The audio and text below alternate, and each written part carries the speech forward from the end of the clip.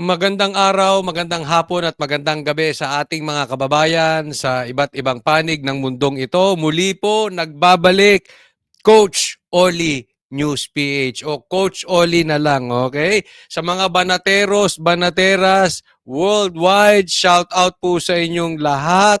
At syempre sa mga taga Luzon, Visayas at Mindanao, binabati ko po kayo lahat.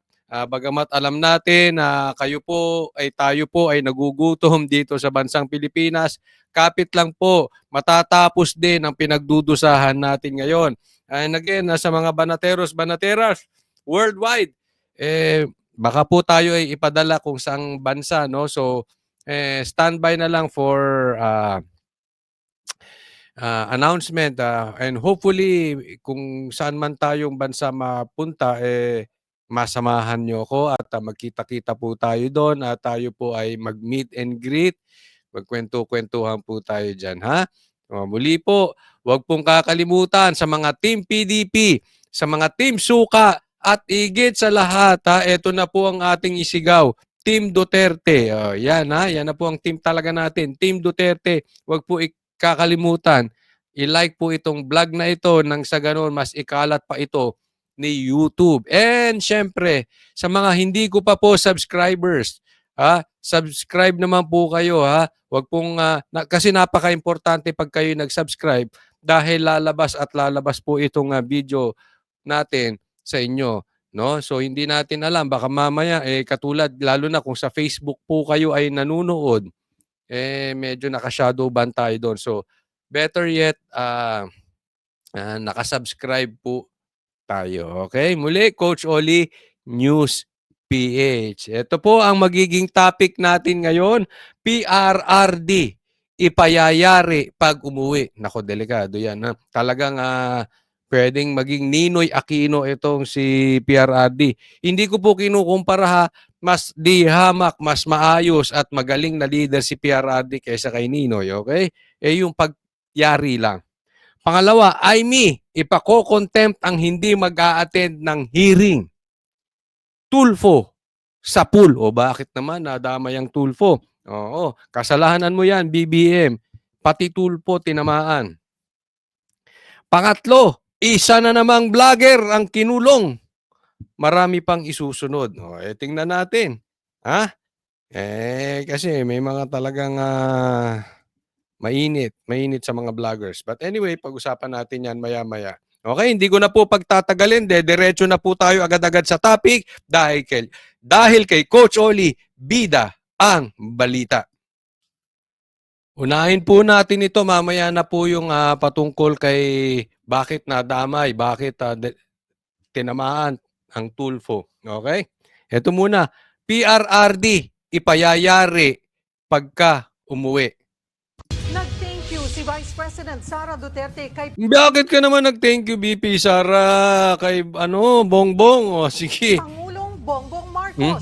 Mas nakapag-bonding daw kasi sila ng amang si dating Pangulong Rodrigo Duterte habang nakakulong ito sa ICC. Live mula sa The Hague, Netherlands, nasa frontline ng balitang yan, Simon Gualvez. Mon, may mga bagong bisita ba ang dating Pangulo? Ay, Mon! Kala mo kilala, hindi ko po kilala. Ayusin mo pagbabalita, baka magaya ka kay Maris dyan. Nako, ayaw kausapin dyan. Sige.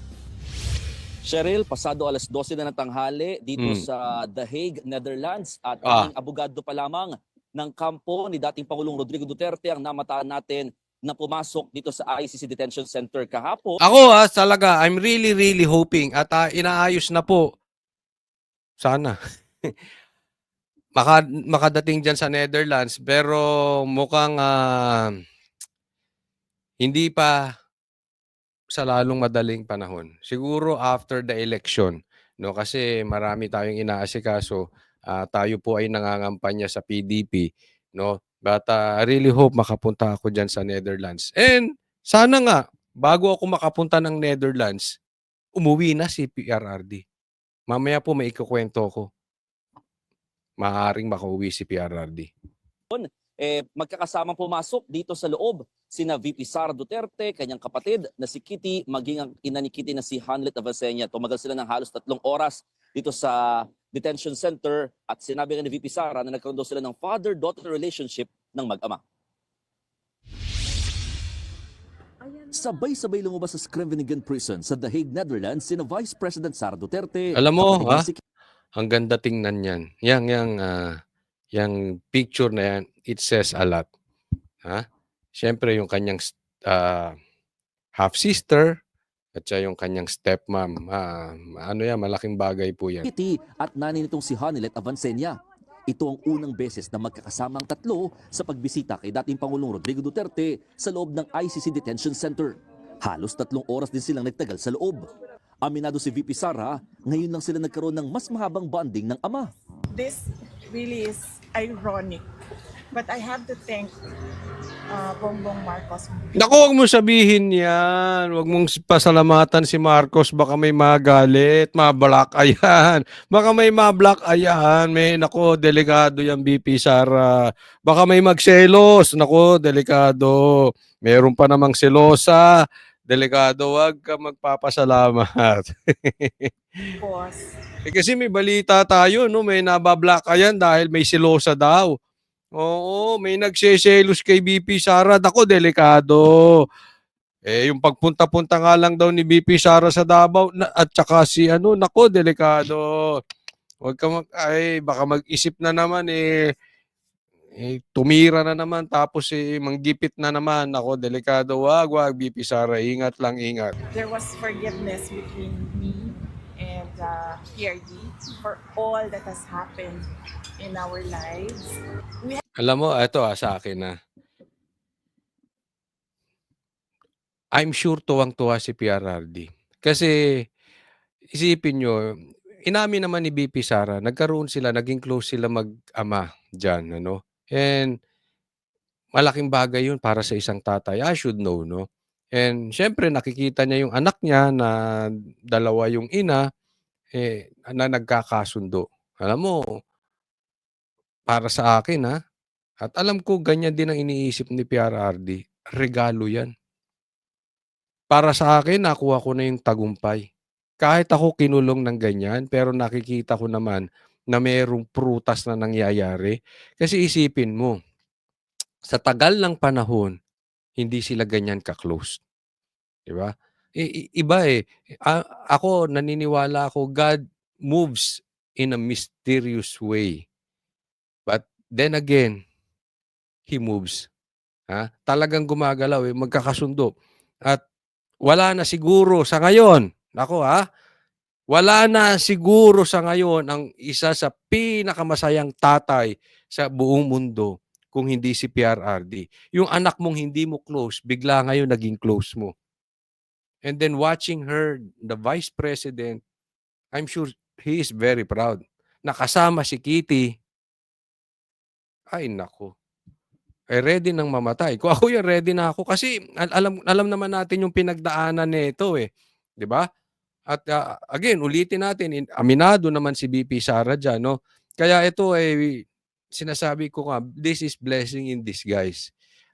Walang nakapag-isip ng ito ang magiging epekto niyan.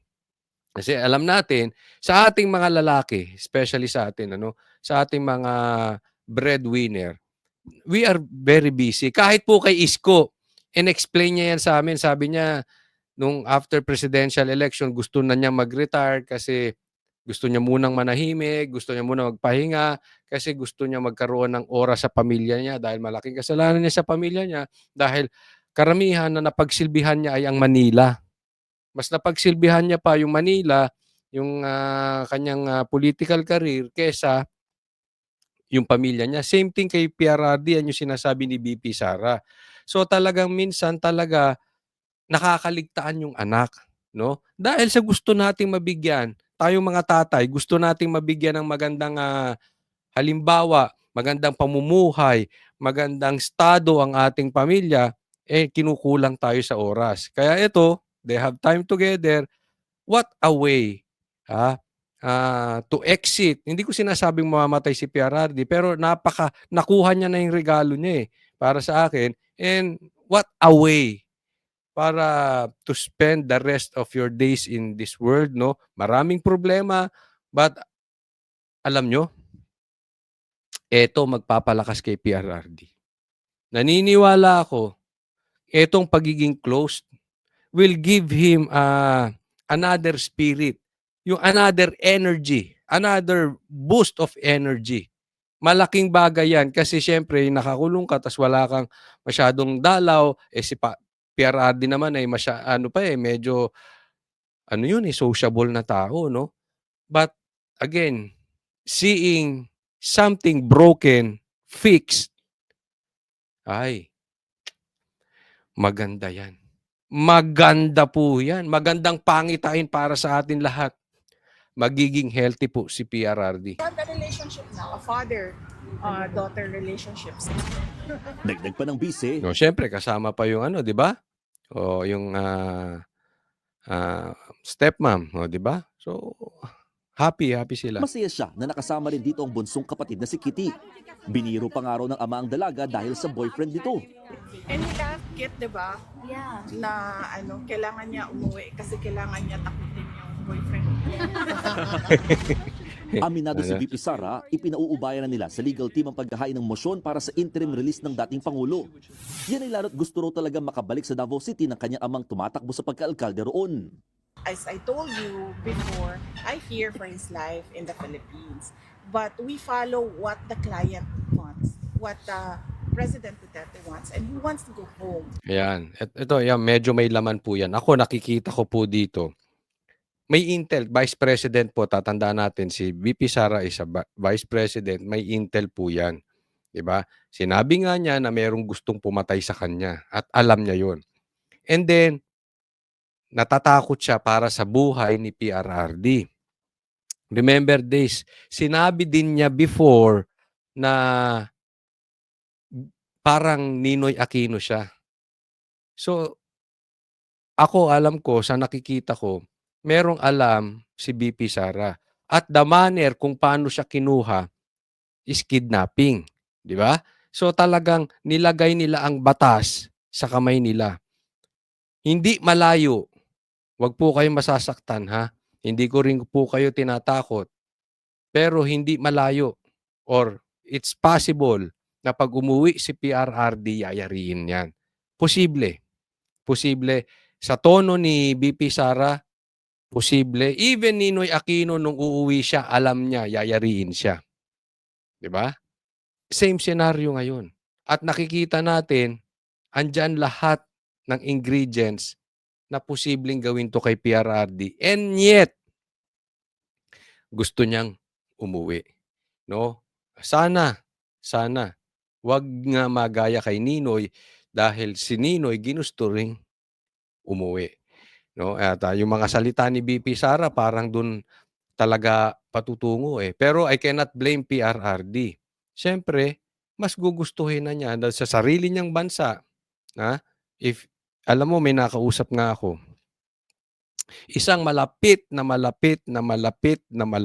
kay PRRD. Ang sabi niya, I wanna exit this world with a bang.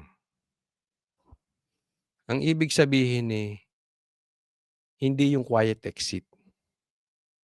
Yung ibig sabihin, meron siyang gustong magawa sa Pilipinas na hindi quiet. Na meron siya talagang maitulong sa mga Pilipino na pag siya ay umexit dito sa mundo, it's with a bang. It's something big. So hindi natin alam kung anong ibig sabihin noon, but again, ipagdasal po natin ng safety ni PRRD kasi alam naman natin buo ang loob nitong si PRRD. Pag sinabi niya, alam mo, pinapanood ko po yung mga videos niya before, sinasabi niya na dati niya pang sinasabi na pag ang mga pulis niya ginawa ang kanilang trabaho, if they go to jail, I will go with them. Ganun po yung tao. Kaya alam niya ngayon, tanggap niya na teka muna, mali ang ginagawa sa kanya, illegal, but still, alam niya Gano'n talaga ang presyo ng paninindigan sa tama. May sakripisyon talaga, eh. Kasi itong mundo natin talaga baluktot. So, kailangan ka magsakripisyo. To the Philippines. Yes. And everyone wants him Back. to go home to the Philippines. Ngayong araw ang deadline sa ICC registry para maghain ng obserbasyon kaugnay sa aplikasyon ng mga biktima na lumahok sa pagdinig ng kaso. Dapat itong sagutin ng prosekusyon at depensa bago mag-April 11. Tumanggi na ang pamilya Duterte na magbigay ng anumang pahayag sa usaping legal. Sa katunayan, nagkaroon na rin ng usapan ng kanilang kampo na tanging mga abogado na lamang ang kakausap kay dating Pangulong Duterte patungkol sa tinatakbo ng kaso nito. Masaya naman daw si dating Pangulong Duterte ng Ang daming tao, no? Alam mo yung ganyang kadaming tao, kung ako ICC makikita ko, this is everyday, hindi lang diyan sa Netherlands. Marami pa sa iba't ibang panig ng Pilipinas at meron pa ngang gagawin ulit ngayong linggo. Standby for the coming announcement, pero every Sunday po gaganapin. Meron tayong ganap. Yan po ay isang halimbawa na nagsilbi ng mabuti si PRRD. Hindi naman magbabantay ang mga taong ganyan kung siya ay mamamatay tao. Hindi, eh. It's very obvious, eh. Na alam ko nakikita ng ICC yan. Alam niyo meron akong mga natanong. Siyempre, nagtatanong din ako sa mga kaibigan ko, yung mga political expert and at the same time yung mga abogado. Tinatanong ko yung mga abogado na nasa gitna. Hindi sila Marcos, hindi sila Duterte. Yung talagang nasa gitna at binabasa nila ang sitwasyon. Okay? Hindi lang abogado, pati political experts na nasa gitna. Okay? Yung mga nakakausap ko, tinanong ko sila, anong sa tingin nyo makakauwi si PRRD? Sa tingin nila, makakauwi. Sabi ko, is that a false hope? Hindi. Kasi kung babasihan natin ay batas, wala talagang jurisdiction ng ICC kay PRRD. And the manner na kinuha si PRRD, illegal talaga. So naniniwala sila na talagang makakauwi at makakauwi at makakauwi si PRRD. Ang tanong lang, how soon? Pero dapat soon. Yun ang sabi. Dapat soon. Hindi lang natin alam how soon. Ito po yung nasa gitna. Hindi ito po pro PRRD, hindi po ito pro BBM. Okay? At ang sinabi nila, mas patas kung mag-decide ang ICC. Hindi sila madaling masway ng politika sa anumang bansa kasi malayo sila, eh. Minsan mauunawaan natin kahit ang korte nasusway politically dahil takot sa buhay nila. Pwedeng oferan, pwedeng yariin ng pamilya. May mga factors na ganun. 'Di ba? Pwedeng harasin ng pamilya. Ito kasi hiwalay. So, mas may kumpiyansa sila na ito ay hindi mahahawakan politically kesa sa Pilipinas. Tama ng ginagawang pagtitipon ng mga taga-suporta. He just wants to extend his gratitude to all of the supporters from all over the world. That's what he repeatedly says. So he wants the Filipino people to know that he did it for his country. He did it. Kasabay nito, pinakikilos na rin daw ni VP Sara ang kanyang opisina para tulungan ang mga Pilipinong nakulong sa Qatar matapos mag-rally ng walang permit nung kaarawan ng ama. Hindi kinukumpirma pa ni Vice President Sara Duterte kung kailan siya babalik ng Pilipinas, lalo inaantay pa rin niya yung dokumento na kukumpleto sa legal team or defense legal team ng kanilang kampo na harap nga dito sa ICC para sa kanyang amang si dating Pangulong Rodrigo Duterte. At kahit 3 linggo na ang nakalipas mula nang mapunta at ma-detain dito sa loob ng ICC Detention Center ng dating Pangulo, hindi pa rin nawawala yung mga Pilipino, mga overseas Filipinos na nagtutungo rito sa lugar para makita itong area. At the same time, umaasa silang makita rin ng mga kaanak ng dating Pangulo na bibisita dito sa area. Yan, kita mo 3 linggo na si PRRD dyan. Tuloy-tuloy pa rin ang tao. Ang laki ng ibig sabihin nun. Kung ikaw ICC, makikita mo yun. At kung ikaw naman si Marcos, nanggagalaiti ka na sigurado. Next topic tayo. Aimee, ipako-contempt ang hindi mag-a-attend ng hearing. Tulfo sa pool. Ayan, pag-usapan natin. Yun nga po sa napagdesisyonan. Alam na po ng mga Ang taray ng makeup mo ngayon, Claire, buhay na buhay, ha?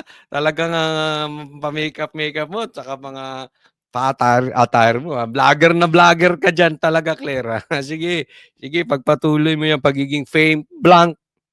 Fame blank. O, ano ibig sabihin nun? Kayo na mag-husga. cabinet members natin, ng mga cabinet officials natin, na sapat na po. Sa kanilang pananaw ay sapat na po ang kanilang mga nasabi, na ibigay na facts, mga data, sa naunang hearing sa ni Senator Amy Marcos. At yun po, at sa tingin po namin ay sapat na po considering the fact na nagkaroon na rin po siya ng kanyang preliminary findings. Bakit ba marunong ka pa, Claire? Eh, hindi pa nga sapat, kaya nga may hearing eh. O, di ba? Nako. Eto yung mga tumatago sa pantalon ng presidente, ayaw umattend ng hearing. Ako kasi nasasabi ko yan, bakit nakakasar?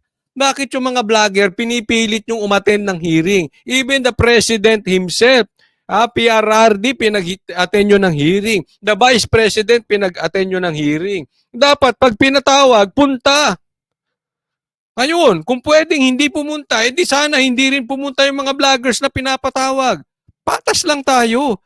Pag kayo pwedeng tumago sa pantalon ng kung sino man, yung vloggers, pagka hindi umattend, contempt? Ano kayo? Dahil mataas ang posisyon ninyo? Dahil marami kayong pera? Dahil malapit kayo kay presidente?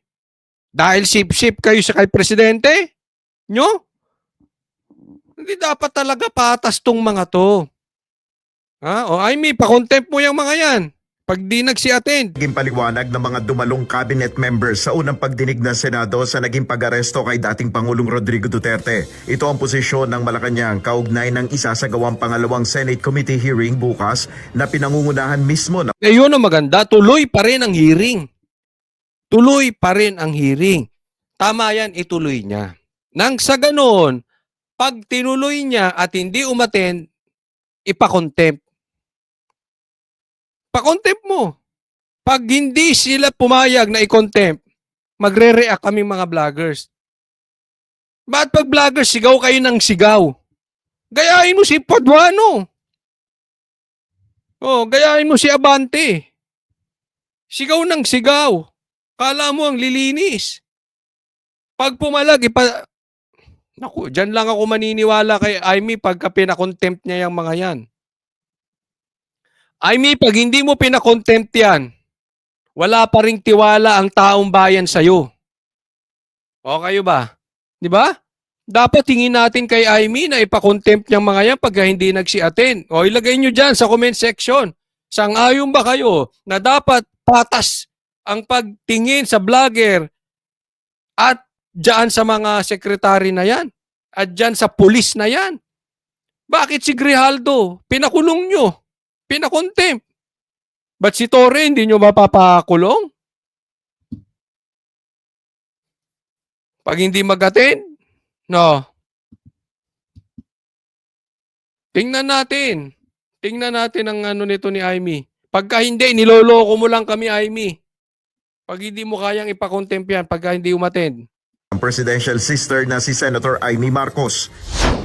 Ayon kay Palace Press Officer Yusek Claire Castro, sapat na ang ibinigay na impormasyon. Hindi, lahat naman niya sasabihin ni Castro, pabor sa presidente. Hindi naman yan pabor sa taong bayan.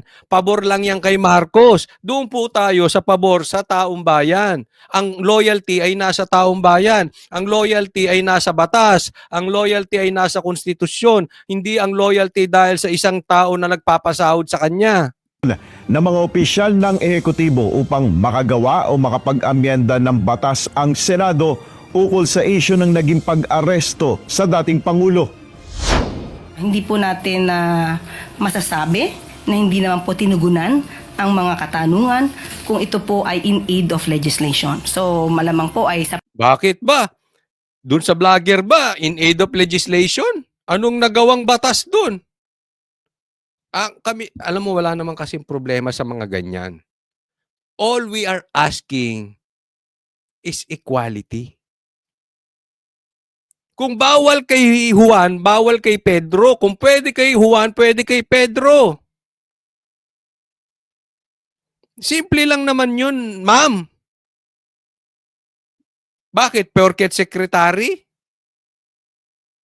Tatago sa saya ng presidente? Pag kami hindi pwede, Sapat na po ang mga nasabi ng ating mga cabinet Hindi. officials para makagawa na po siya ng kanyang batas patungkol po dito. Nilinaw rin ng Malacanang na walang kontrahan o magkakaibang posisyon sa naturang pagdinig alam mo yung ginawang kidnapping, ito dito tinamaan ng mga Tulfo. Yung ginawang kidnapping kay PRRD,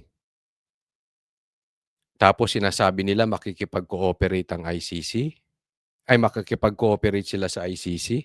Sa pool ang Tulfo dito. Alam niyo kung bakit? Alam mo mga Pilipino ngayon, nasanay tayo, 'di ba? Kaya nga sumikat ang Tulfo eh. Kaya nga magiging 3 ang senador na Tulfo. Yung isumbong mo kay Tulfo, 'di ba? Yung tinutulungan yung mga mamamayan, isumbong kay Tulfo tapos sosolusyonan ng problema. Ngayon hindi na. Tatamaan ng Tulfo talaga rito. Ang gagawin ng taong bayan, isusumbong na lang sa ICC. Wala nang isumbong mo kay Tulfo. Isumbong kay ICC. Isipin mo, isumbong mo kay Tulfo. Magkakaroon pa ng due process mahaba. Sasampahan pa ng kaso. Didesisyonan pa yan sa DOJ, hahanapan pa ng probable cause yan, ang tagal magdesisyon ng korte, bago matapos ang lahat. Wala na. 'Di ba? Due process padadaanin sa due process, ganyan sa Pilipinas. Isipin mo, ba't mo isusumbong kay Tulfo? Isumbong mo sa ICC. Pag malakas ka sa ICC o malakas ka sa gobyerno, pag-release mo, sabihin mo sa ICC, magpa-release kayo ng warrant of arrest. Tapos na. Wala nang hearing-hearing. Kukuhanin yung tao, dadalhin sa Villamor, padadala sa Netherlands. Tapos doon na. Halimbawa, ako malaking negosyante. Isusumbong ko pa sa korte? Wag na. Susumbong ko pa kay Tulfo? Wag na rin. Isumbong ko sa ICC. Di yung kalaban kong negosyante, wala na. Kikidnapin na yun dali na doon. Kung may laban man yung kanyang kaso o wala, walang problema. But for the meantime, yumayaman ako. Bakit? Wala yung kalaban ko sa negosyo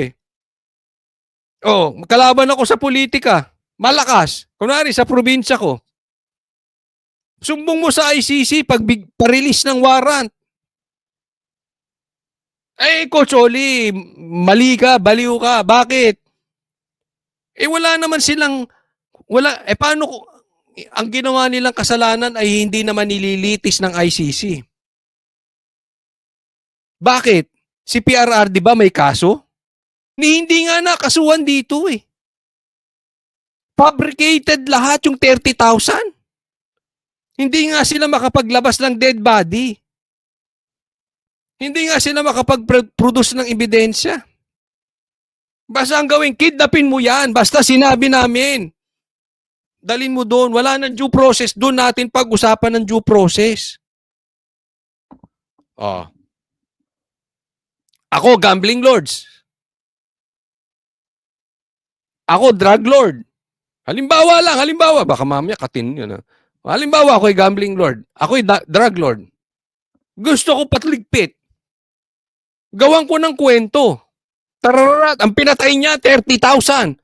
Asan ang ebidensya? Isasubmit namin sa ICC. Punta ka na sa ICC. Dumiretso ka na. Or alam mo, kalaban natin sa politika yan. Sumbong natin sa ICC. Patiklo na natin. May laki ng drug money. Gambling money. Solo natin yung negosyo natin dito. Dalhin mo na doon. 'Di ba? Dito mo 'yan, magtatagal pa tayo, eh. Dali mo Supreme Court, magtatagal tayo. 'Di may kalaban pa rin tayo sa negosyo. 'Pag dinala mo do'n, 'di tapos na, wala tayong kalaban. Tiba-tiba, oh, 'di ba? Oh, wala na. Wala na isumbong sa Supreme Court, wala na isumbong kay Tulfo. Sumbong nyo na lang sa ICC, tapos ang usapan. Oh, tayo mga ordinaryong Pilipino, kawawa. March 31, nagpadala ng liham si Executive Secretary Lucas Bersamin sa Senado para ipaalam na tinatanggihan ng Malacanang ang imbitasyon ng komite na dumalo ang ilang opisyal sa pagdinig sa Huwebes. Iginiit rin ni Yusek Castro na walang itinatago ang ehekutibo na may kaugnayan sa naturang issue. Wala naman pong tinago dahil sapat na po yung napakahabang oras nung unang hearing para po masabi ang dapat na masabi po ng ating mga cabinet officials patungkol po dun sa pag-surrender kay dating Pangulong Duterte sa ICC. Para sa political analyst na si Professor Dennis Coronacion, dapat tutukan na lamang ni Senator Marcos ang issue ng legalidad ng pag-aresto sa dating Pangulo. Siyempre may actually ang dapat focal point ng kanyang investigasyon ay puro legal. Yung international law at saka ilan sa mga batas natin patungkol sa pag-aresto. Hindi, tama naman yung legal, tsaka yung pag-aresto, yun nga ang dinidiscuss ni Amy, di ba? Okay, but anyway, marami magiging opinion patungkol dito, eh. No, ang sa atin lang, lahat ng ginagawa ni Amy ay mawawalang kabuluhan. Hindi pa rin siya paniniwala. Alam naman natin kaya niya 'to ginagawa kasi kumukuha siya ng amor sa taong bayan. Tanggapin na natin, yan talaga yun. Pero mawawalan ng kabuluhan etong ginagawa ni Amy kung hindi niya ipako-contempt yang mga yan. Kung hindi niya ipako-contempt yang mga hindi aaten or hindi niya sisimulan, sabi nga ni kung hindi niya papa-impeach si BBM. Na may kinalaman ng international court o international body. So we're talking about jurisdictions, yung propriety ng arrest, legality ng arrest, kapag may may request ng isang international body. Ayon kay Coronacion, mahalagang marepaso o mapag-aralang mabuti ang pag-amyenda sa mga umiiral na batas. Tingin ko dapat i-update natin yung mga batas natin patungkol sa mga ganyan. Kasi it doesn't just apply to a former president or to any political leader. Kasi pwede rin naman, sa tingin ko, pwede rin naman ma-arrest ang isang individual. Ako, ayan, katulad niya, no, sinasabi, pwede namang maaaring Na private individual na maaaring mag-commit ng isang pagkakasala na pinagbabawal ng international law. yan, pwede mag-commit ang isang pagkakasala individual at ng ipinagbabawal ng international law. Ang problema kasi dito, kung gagawa pa tayo ng batas, magtatagal. For the meantime, andun si Tatay Digong. At marami pang aarestuhing pulis. 5 pa daw yun, kasama dyan si Senator Bato. Diba? So pag-aabuin natin, aamyendahan pa ang batas, sa tingin ko mali kayo doon, sir, kasi magtatagal nga. Dapat dito magdesisyon ng korte. Na hindi po pwede na kahit na may warrant of arrest ang ICC or ang Interpol, na wala naman talagang red notice. Okay, but for discussion purposes, kunwari may red notice at meron talagang sinabi na paaresto si PRRD, kailangan dadaan muna sa proseso. Dadaan muna sa korte natin. Kasi kung aalisin na natin yan, ang tao ngayon, lalo na yung mga maliliit, kakawawain nung mga malalaki. Dahil dediretso na yan sa ICC, tapos na. It's the same scenario. Tingnan nyo itong mabuti. Kaya yung mga tao ngayon, ayaw na umattend ng hearing din ng mga vloggers. Alam mo bakit? Kasi, parang ang kalaban mo dong abogado ay yung mga congressman. At sino ang judge? Yung mga congressman din. At sino magpapakulong sa'yo? Yung mga congressman. Sino din yung pulis? Yung mga congressman. Diba? Unlike sa korte, pwede kang magsalita. Pwede kang mag-present ng ebidensya. Pwede mong tanungin yung kalaban mo. Diba? Pwede mong i-counter. Ikaw ba? Paatinin ka. Vlogger ka. Buti pa nga 'to sila nakakapagtanong, eh. Eto mga sekretary. Pero yung mga vlogger, pwede ba naming tanungin si Paduano, ba't ba sigaw ka ng sigaw? 'Di ba? Walang hustisya dun, eh. Hindi na dumadaan sa due process. Kaya yung hearing dun sa Kamara, same thing parang gagawin sa ICC. Wala nang hearing, eh. Basta kukuhanin muna, doon na lang. Yun po ang dapat desisyonan ng korte na dapat ipagbawal yun. Dapat desisyonan nila na mali yun, that is illegal. Dapat lahat ng kukuhanin dito for international crime, dadaan pa rin sa due process, dadaan sa korte natin. Huwag po nating sino-shortcut. Nakakasama ng loob din kasi pagka nakikita ko yung mga vloggers, parang tinatanong ng tinatanong tapos sila hindi naman pwedeng magtanong. Oh, kaya nga ang sa akin lang huwag niyo ako ipatawag diyan sa kamera. Demanda niyo na lang ako. Mag-usap tayo sa korte. Kung sa tingin niyo fake news ako, magdemanda kayo. Simple lang 'yun, eh. Bakit? Kasi sa demanda makakasagot ka. Pwede mo pa nga silang butatain, eh. 'Di ba? Eds 'pag umattend ka diyan sa Tricom, wala. O next topic. Ito pag-usapan natin. Isa na namang vlogger ang kinulong. Marami pang isusunod. Viral ngayon ang isang Russian YouTuber sa maling dahilan. Nang haras kasi siya ng mga security guard at mall goer sa BGC. Kaya sa kulungan ng bagsak ng dayuhan. Ang detalye sa agenda report ni Francis Folve. Umani ng samut-saring reaksyon ng expose na ito ni user at NetClips. Kuha raw ito sa may Bonifacio High Street sa BGC. Tinakot ng Russian YouTuber na si Vitaly Seredovetsky na nanakawan niya ang isang Pinay na dumadaan. I'm gonna rob you if you keep walking away. Binatikos din ito ang pagsuot ng Pinay ng face mask. Go get your vaccine. Bastos no? Bastos na vlogger to. Pati ba naman yung pagbabaksin ng ali, pagbi-face mask niya, issue sa'yo. Oh. Ito yung mga klase ng mga vlogger na walang utak. Ha? I was trying to give you money, but alright. Trying to be nicer. Sa sumunod na clip, pinagtripan naman ng turista ang security guard sa mall. Kinuha rin at itinakbo nito ang sombrero ng So, content na yan. Content na yan. Alam mo, kaya may mga vloggers na ganito, kaya sumasama din ang imahe ng mga vloggers eh. Anong ambag niyan? 'Di ba? Anong ambag niyang klase ng ganyang vlog? 'Di ba? Pambabastos. Babastusin mo yung gwardiya, kukuhanin mo yung sombrero. Buti sana kasi meron ako nakikita na mga nagpa-prank. Nakakatawa. Pag tinuro nila yung camera, hindi ka maiinis. Matatawa ka eh. Meron ako nakikitang ganung mga Pilipino. Talagang yung style ng comedy niya maganda. Ito, style ng comedy nito parang si Vice Ganday. Nangiinsulto. Yung ganon, yung ganong klaseng galaw, ganong klaseng comedy. 'Di ba? Anong nakakatuwa diyan? Oh, kaya dapat ikulong. Oh. sikyo bago sinuot sa ulo niya. Ang isa pang sikyo, kinutiyari ng streamer. What are you gonna do? Tinakpan na lang ng gwardya Gagahan mo, no? What are you gonna do? ang muka.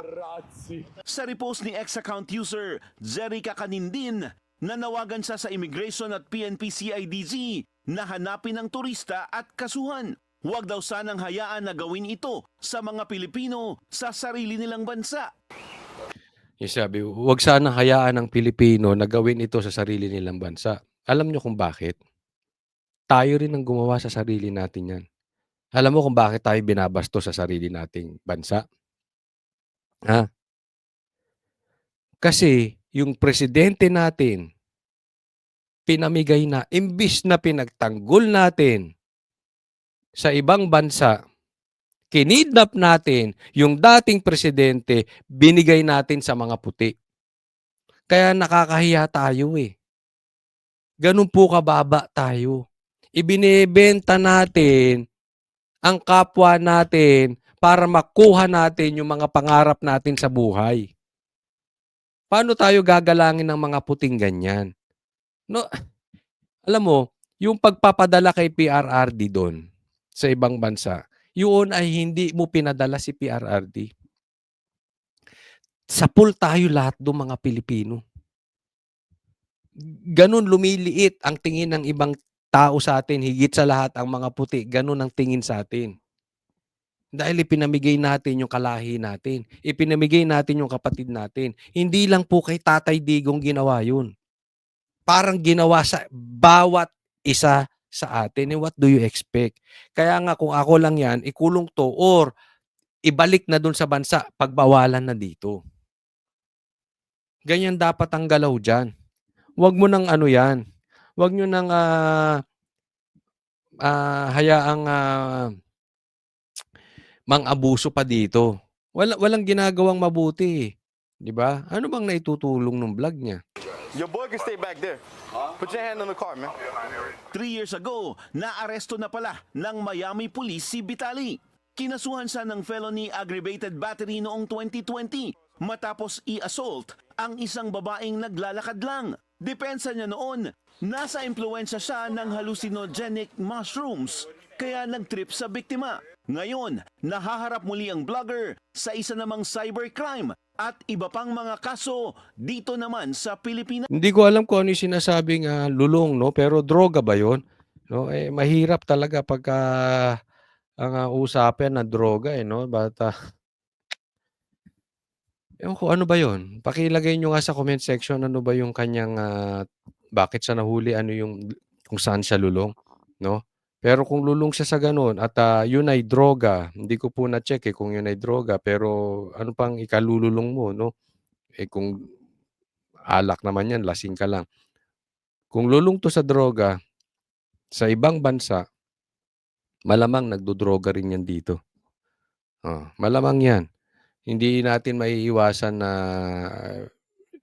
dito pa, dun sa bansa nga nila, na mahigpit, nakakaganyan dito pa sa atin. Matapos ang insidente sa BGC. Ayon sa Taguig City Police, arestado at for inquest na si Sedorovetsky. Nandun sa ADG? Dito nga sa post nila, naresto si ADG. Ano pong mga kaso yung hinaharap niya, sir? Just fixation, tapos yung cybercrime. Ayan, arestado. Alam mo, dapat, eto mga asikasuhin nila Paduano, nila Abante, nila Barbers, no? Yung mga ganyang klaseng vloggers. Di ba? Lalo't dayuhan tapos nagyayabang dito. Wag niyong kinakayan-kayanan yung mga Pilipino. Wag kayong parang sunod-sunuran sa mga puti.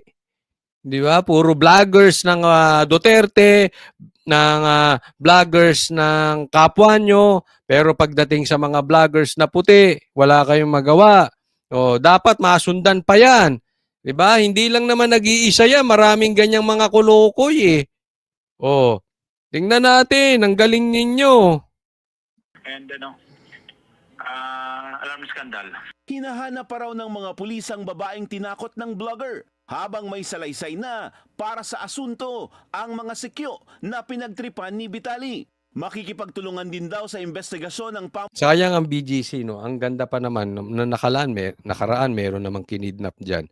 Maganda yung lugar na yan, kaya lang ngayon parang bakit na pati BGC pinapasok ng mga kriminal katulad nito? Munuan ng BGC at tiniyak na prioridad nila ang seguridad sa lugar. Paalala ng mga otoridad sa mga content creator, tiyaking walang nalalabag na batas at karapatan ng iba sa mga social media post o streaming para walang maging problema. Para sa agenda, Francis Po. So isa na namang itong kolokoy na to. Paisisi nyo rin, no? Paisisi nyo din. Pero ang dami talaga na ganito pag iniisip ko kasi marami akong napapanood na ganitong klase, nakakaasar. Pati yung dito sa may kwento ko lang, no? Kaya nga may mga namamatay dyan sa Marilaki. Dahil yung mga pumupunta dyan na vloggers na kumukuha, no? Tapos, hindi ko maintindihan yung content nila na nag-aantay sila na may sesemplang. 'di ba? You are playing with lives. Yung content mo, yung pagsumemplang tapos sasaklolohan niyo. Anong kalokohan, anong kaplastikan yun? In the first place, lumayas kayo diyan, walang magpapasikat diyan sa Marilaki, 'di ba? Kaya saan pa kayo pumupuwesto? Doon sa maraming sumisemplang. Dahil doon yung medyo yung tinatawag nating devil's corner na tight spot. So ito namang mga pabibo, gusto magpasikat, kapalit ang kanilang buhay, 1 minute of fame, ipagpapalit ang buhay, medyo irresponsable din. So, magpapakitang gilas. Oh, kayo naman diyan tuwang-tuwa. So, anong pakinabang nung mga gano'ng klaseng ako hindi po ako nagsasabi na magaling tayong vloggers. Pero siyempre magkaroon naman tayo ng pakinabang, yung ambag sa siyudad, 'di ba? Hindi yung ang ambag mo sa siyudad, eh, merong namamatay, merong naaksidente dahil sa pagiging irresponsable natin. Katulad nito, pang-aasar, ah, pagdi-disrespect. Ito mga ano 'to, eh, siyempre 'di ba mga gwardiya 'to. So dapat yan nirerespeto mo din kahit bagamat yan ay hindi pulis, kahit nga hindi naman gwardiya dapat nirerespeto mo, eh. Kailangan matuto tayong mag-create ng space, 'di ba? Dapat may yung space, yung kanilang, private space, 'wag mong nilalabag. Hayaan mo lang sila do'n, 'di ba? Wag mo nagso-shopping, ginugulo mo, nagtatrabaho, gwardiya, ginugulo mo. 'Di ba, anong klase ka diyan, 'di ba? So, isolusyonan niyo 'yan nang hindi tayo nagmumukhang tanga sa mga puti. Marami na akong nakikita na nang-aabuso kahit yung mga puti, inaabuso yung mga pulis natin, nakakahiya kayo diyan. Okay. So, 'wag po kakalimutan na sa mga hindi ko pa po subscriber, subscribe po kayo, dito Coach Oli News PH at, magkita-kita po tayo ulit. Wait for further announcement dahil marami po magiging ganap ngayong linggong ito. Maraming salamat po para sa Diyos at Pilipinas nating mahal. God bless everyone.